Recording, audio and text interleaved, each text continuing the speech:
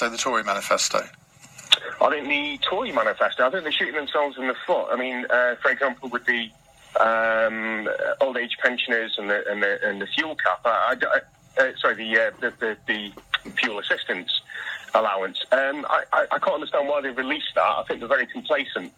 I think Labour's manifesto is bold. I think it's got people excited. I think the Conservatives are going to get smashed at the election. Do you? Oh, yeah, absolutely. On what basis? Well, I think for me it's been a rude awakening seeing Brexit and Trump come in.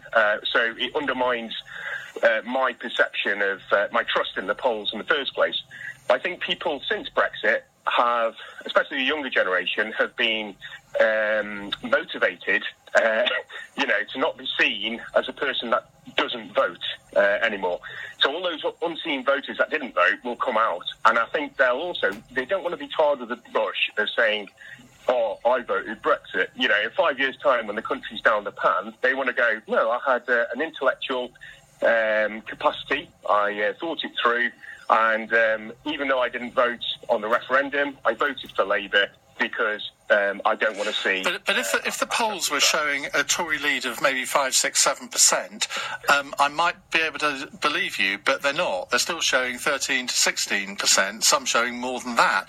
Now, if you believe the whole polling industry is bent and crooked and is designed to promote the Conservative Party, then fine. But it clearly isn't, because all of the polls are showing exactly the same thing. So I don't know how you can say that sort of the polls are all going to be so wrong. Okay. I mean, if we have a look at the broad brush sampling of how they do the polls, there's no other way really to do it. I mean, you can tinker with it, but you can, I've got no argument with the results that are coming in, as in, the validity of them. There's no conspiracy behind it. They're actually getting a snapshot of opinion. My problem is with the volatility of public opinion and how, at this crucial stage, is likely to spin on a knife edge. Let me give you another example about the polls and why the information that they say represents, how we think as a nation. If you look at the Americans, I mean, just look at on election night in America at the start, and you look at the CNN presenters, and they're giving you a breakdown at the start of the election. And, to listen to the polls at that point and the presentation on which way it was going to go, you would say, I mean, I think one of them worked it out and they said, it's like they gave a ridiculous statistic, 1 in 100,000 that Trump would ever get in. They were so confident. And yes, but the gap there, I come back to the fact that the gap was a few points. It was like 2 or 3 points. So that's always within the margin of error. We're not within the margin of error here. And unless something sort of is happening that none of us can see,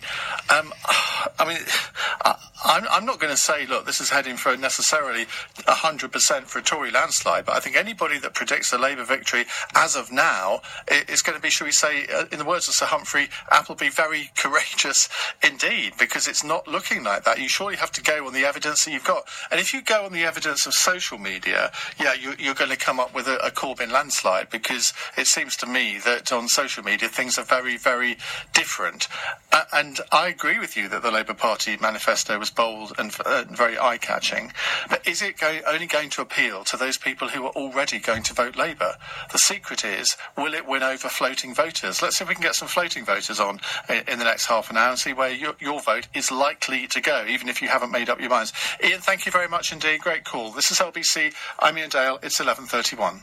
And Glenn Moore has the news headlines. 7:03. 25 to 12 here on LBC. We got a little sidetracked back onto defence in that last call. Very interesting, though, it was too.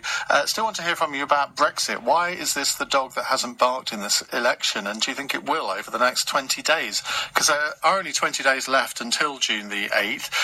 One of the other things that hasn't really had much traction in this election is the young vote. We've tried to encourage young voters, certainly, to call into this programme, and we've had some absolute corkers in the past couple of weeks. Let's try and get some young young voters on the line in the next 25 minutes or so, partly also because in a couple of weeks' time we're going to be doing something particularly aimed at young voters, millennials as they're now called, I gather, and we want to involve you in that too. I'm not quite going to tell you what it is yet. I'll tell you what it is next week. But if you are a young voter with particular affiliations to any political party, do give me a call in the next 25 minutes. Why doesn't this election resonate with you so much as it maybe does with older voters? Because older voters think they're losing out. If the Tories get back in, you know, the policies that they're introducing, it's going to see money taking away from older voters. But is it going to go the way of young voters? Let's talk to James, who's in Manchester. Hello, James.